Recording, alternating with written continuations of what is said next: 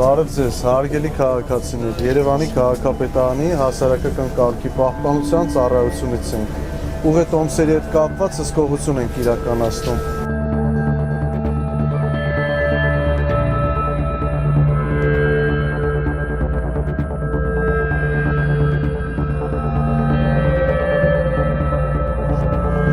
Գործակարգավարական խորհրդակցությունը Երևանի քաղաքապետը նշեց, որ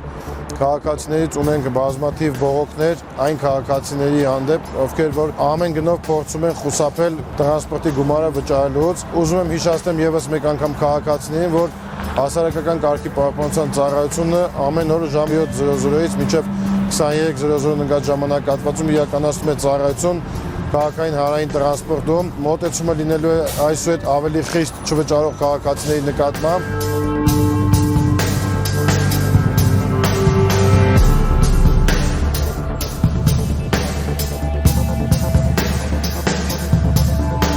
Մինչև 2025 թվականի ավարտը